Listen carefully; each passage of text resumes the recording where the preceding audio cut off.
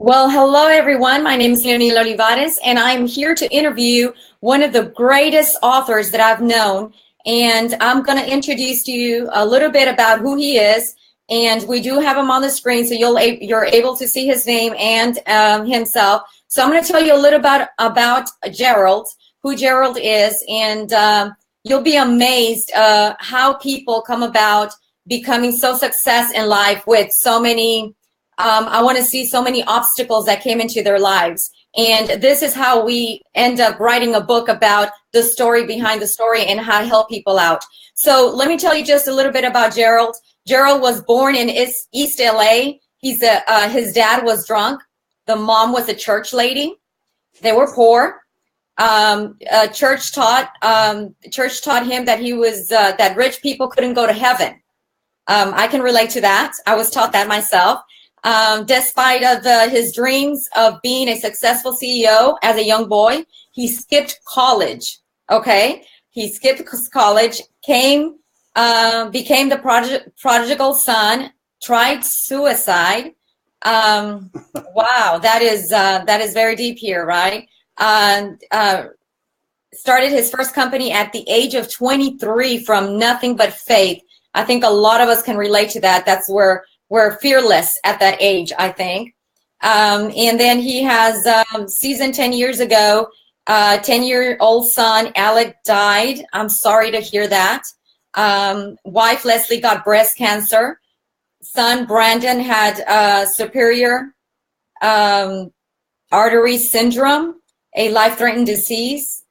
2 business failed, lost everything down to $9. Gerald is an amazing man, gone through all this, and I think the faith and the power of God got you through this. And we bring you, Gerald was very, very kind and sent me his book and his plan, MyPlan. So I want to make sure, because my name's at the bottom, so I want to make sure the whole book comes out. This was a gift that Gerald sent to me, and I just want to show everybody here how he sent me even a little note and sent me his book. Well, here is the great man behind these terrible obstacles in his life. But tell us, Gerald, who is the real Gerald behind these stories here that you're just amazed at to see? Well, it's a pleasure to be with you. I've heard so many wonderful things about you. It's really just an honor to be with you. And I'm 56 years old. I've got 2 kids. I've got one up in heaven and one here, a 24-year-old with me. My wife, Leslie, and I have been married 27 years. As you said, I wasn't born with a silver spoon in my mouth. I'm from East LA, really kind of a suburb around there called Whittier. And, we didn't know we were poor, but we were poor. and we kind of came from that kind of, it was normal to have to park our cars around the corner because the repo guy that was just normal. That was normal life for us. And my dad was, my dad, who's up in heaven now, he just always struggled with alcohol and a little bit of a drunk. And my mom was kind of the church lady. And so I think in the Hispanic, neighborhoods, there was a lot of moms that were the church lady and trying to keep us all on the straight and narrow. And God bless our moms for praying for us during all those years when we rebelled. And still do. So I was raised in church, so we were a church family. We're kind of a little dysfunctional. On Sundays, we were the perfect family. And the rest of the week, my dad was hitting the bars and, we kind of had a very dysfunctional upbringing. And, back then, the church preached that, if you had money, you weren't going to go to heaven.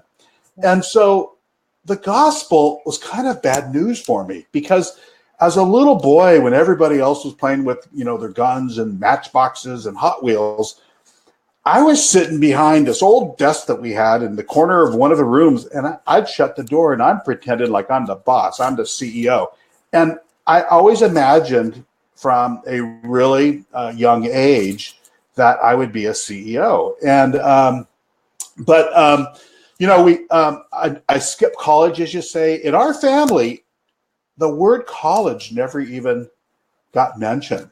Wow. And one day, after we graduated high school and all my friends were talking about going to college, I just thought, oh my gosh, am I going? Because it just wasn't something that we were expected to, you go work.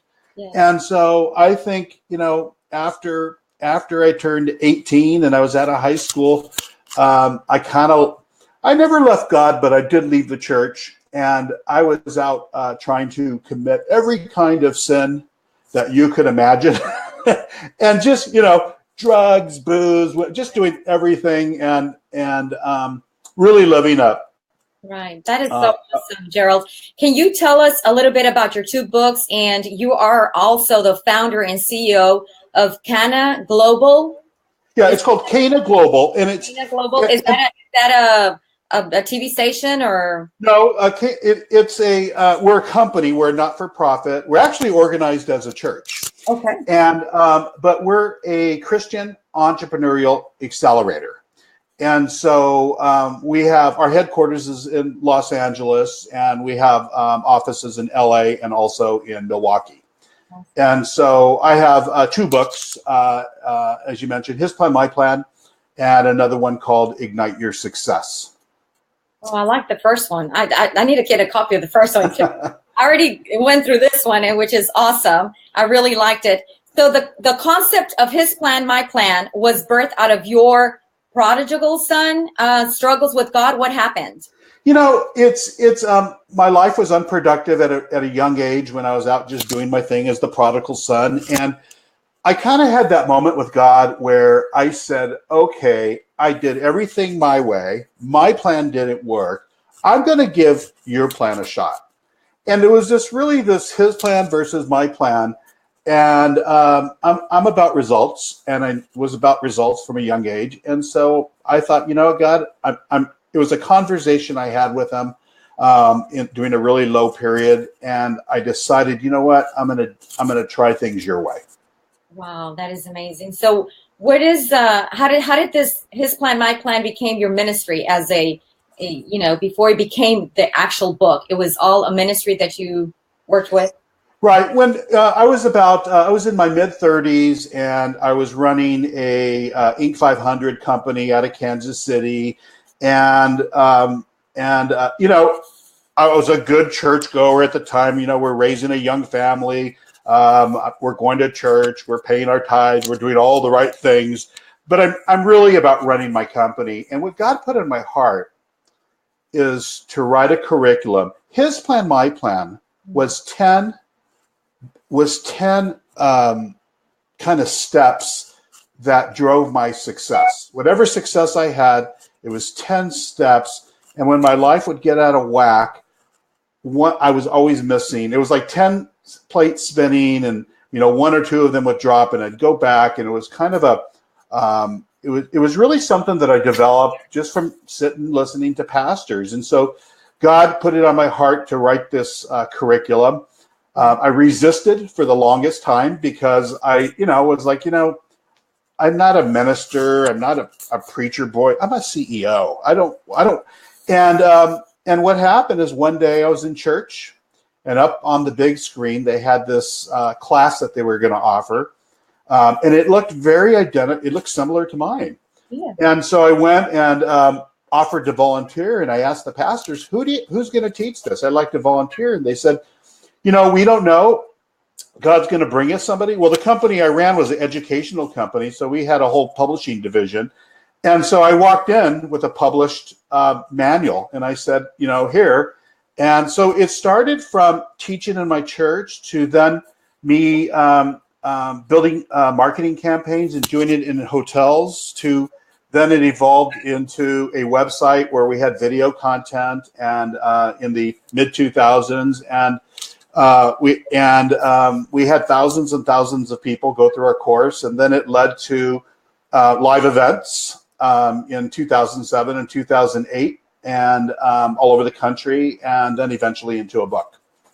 I want to actually, let the audience know about your 10 stages, your 10 steps that, for those people that cannot go get your book or are not able to, that you have a website, and we'll discuss that later towards the end of the interview.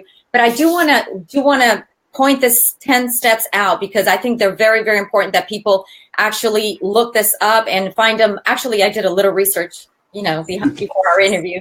So this is what I got from the book, which is stage 1 is your inheritance, our family benefits, right? Stage 2 is source, hearing from God. And then stage 3 would be permission, changing the way we think. That is my favorite subject. That is beyond my favorite subject. Learning, developing a learning heart. That's another of my favorite subjects. Battle, that's stage number 5, conquering your circumstances. Mm-hmm. Did I skip stage number 6? I don't have stage number 6 on here. Oh, stage number 6, faith, the battle for success. Stage number 7 is a purpose, identifying God's plan for you. Stage 8, start, taking the first steps. Really, always start. If you think you want to do something in life, just start, and that would take you to the next level. Stage 9 is provision. God is your source. And stage 10, prosperity, higher faith believer. Your book is amazing. I went through your book and at the stages and the way it explains it, it's so organized. And I think that anybody would really relate to a lot of these topics that they have, and you'll guide them into the proper stage of their life and where they're headed to. So I just want the audience to hear those stages, because in case they don't get a chance to get your book or, see some of your stuff on your website, then I just wanted to say those 10 steps out loud, because I think they're very important, at least to make the viewer or the reader aware of these stages. And maybe that way they can say, well, that's something I really need to work on, and go from there. So let me go to my next question that I have here, because I think all our questions are so important. I don't know where to dive in here, but in your book, you mentioned that you wrote it with 4 types of people in mind. Who are they, and how will they benefit from your message? Over the years, it seems like there's, I could put all the people that we've met into 4 kinds of categories that they self-describe. And the first one is what we call the setbacks. And the setbacks are people that had a life event somewhere in their life that set them back. And so it could be a death of the family or a divorce or a loss of job. But these people that are in that category are always looking in the rearview mirror, and they're trying to get back the good old days. And there's a great pain that comes with somebody who isn't really looking to the future anymore, and they're trying to get the good old days. So that's one category. The second category, this one sounds horrible, but it's how people self-describe. I'm almost embarrassed to say it, but it's the serial loser. And the serial loser is really a person that has great courage.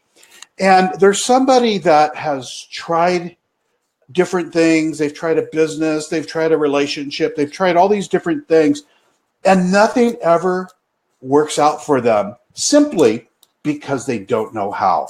So this person is really filled with a different kind of pain. And then the third category, so we have the setbacks and the serial loser. And the third category are the realist. And the realist never took risk. They played it safe. They lived their whole life in regret. And they let that gal get away. They let that business get away. They let that opportunity get away. So this person, they have a pain of regret. And the fourth category are the people that we look at as successful. And everybody looks at them and says, gosh, you have nothing to complain about. But they feel like they were meant to do something greater than what they're doing, and they don't know what the heck it is, and they feel empty. And so even though on the outside everything looks good, they have great varnish, they're unvarnished. And so that's we always say people are in one of 3 stages. You're either in a crisis, you're coming out of a crisis, or everything's looking great and you're heading right for a crisis. Crisis, that's right. So be aware of that. Be aware. Awesome. Thank you for sharing those 4 no problem there. So your book, HisPlan, is part of a curriculum, like you have mentioned earlier. And so how have you integrated that message with all your other programs? So what we look at, kind of where we started out was, I've been in the education, I've run a business turnaround company since 1990. And so we turn around educational companies and colleges that are in trouble. So we deal with people who are in their careers. And an interesting statistic that kind of drove everything was that 70% of Americans actually loathe what they do. They hate what they do. That's crazy. I mean, and 80% of Americans are living in some form of month to month. So when we look at those statistics in the marketplace, and we're all going to spend 100,000 hours in the marketplace in our career, what we look at is how is it possible that most people believe that God has a plan and purpose for your life, but they don't know what it is? Okay. So the first 6 chapters in our book, HisPlan, MyPlan, are really foundational chapters of how there are things that you have to have in place if you want to build something on rock versus sand. Chapters 7 and 8 are about how to go after purpose, and chapters 9 and 10 are how to be successful in your purpose. So we reach out to people who are stuck. So people that come to Cana, and by the way, Cana is the place where Jesus turned water into wine. So it was a miracle. But the deeper miracle was the acceleration. He didn't just make ordinary wine. He made instantly wine that would normally take 20 years to create. So at Cana, what we're doing is we're taking people who are stuck. We serve 3 generations, the millennials, the Xers, and the boomers. And we teach them, we have a variety of programs. They're entrepreneur programs where they launch their startups. But our foundation is biblical principles in discipleship.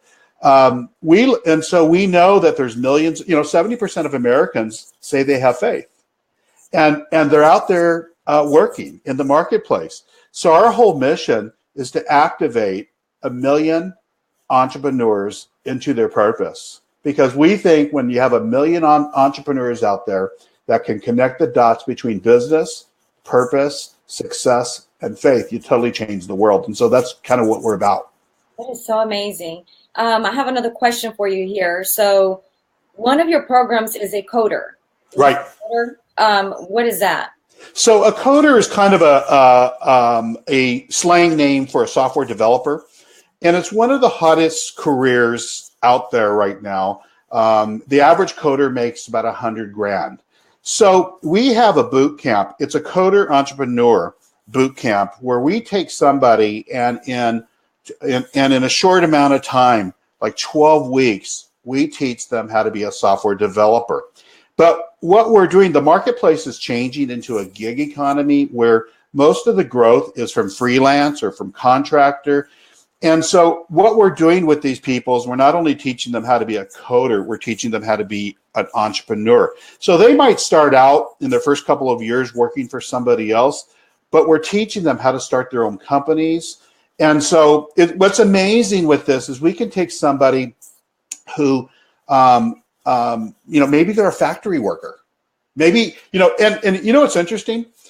To be in technology in today's marketplace, you don't have to have a degree. In fact, General Electric recently just put out, it was in, I think, USA Today, where they said they're actually looking for people with no degrees to be in IT because that's a gigantic market. And so what's happened is the trends, and we're by no means against college. I sent my kid to one of the best colleges in the country. But what we're against is debt. And what we're against is people that spend all kinds of money, come out of college and have lousy jobs. So it's really, it's an amazing program, and we're recruiting, from all over the country. And, parents that are sending their kids to us first before they go to college, and they go to college after, they're doing it because in the university system, if you're a Christian and you send your kid to college, 70% of our kids lose their faith. So we're about focusing on giving them purpose and giving them discipleship and giving them, it's two things, a success mindset and a relevant skill set. That is awesome. Let me dive into our next question. So you are expanding into other cities. Right. So how's that going? Because I know you already went into LA. So how's that going into other cities other than our state? Well, we started in Milwaukee. LA was a partnership between us and a pastor of a church that was very entrepreneurial, that had some of the same ideas. And so we have a gentleman on our team, Randy Armstrong, and his job is to go out and we reach out to pastors all over the country. And pastors are looking for ways to reach the people that they don't normally reach. And so, it's interesting. The marketplace, as Christians, we've tended to hole up in our silos, in our church silos. And so churches have been really ineffective in reaching the marketplace. But when we think of the Bible times, Abraham was an entrepreneur. Isaac was an entrepreneur. Jacob was an entrepreneur. Most of the disciples were entrepreneurs. So it's Jesus hung out in the marketplace. So that's what we're doing. And so we're working with pastors right now who want to put Canas in their locations, and in addition to what they're doing. And so in LA, we have a whole educational building that's 20,000 square feet. And then we have a partnership with the church on the same property. And so we bring people into Cana, and then from there they end up in church. That is so awesome. And we definitely want to say thank you to Randy Armstrong because of him we met. So it's true. I just realized that. Yes, you said that. Randy. So Randy out there, we really thank you so much for this connection. He's the one that reached out to me and he said, you really need to read this book. And so he reached out to you, told you about it. And that's how we ended up connecting because of Randy. So Randy, thank you. Do you know, just to put this out there, in 2008 or 9, Randy went through our online program in South Bend, Indiana. And then from there, he started attending live events. And so he was just a person, like an attendee that came to one of our events.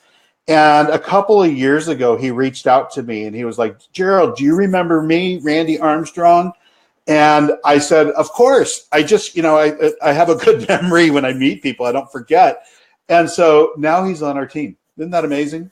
That is so amazing. But he is a man of faith. Yeah. I met him a couple of years ago, and he is a man of faith. He doesn't just say the word on Facebook. He actually lives it. And so it's very amazing when you see that type of quality of people on your team.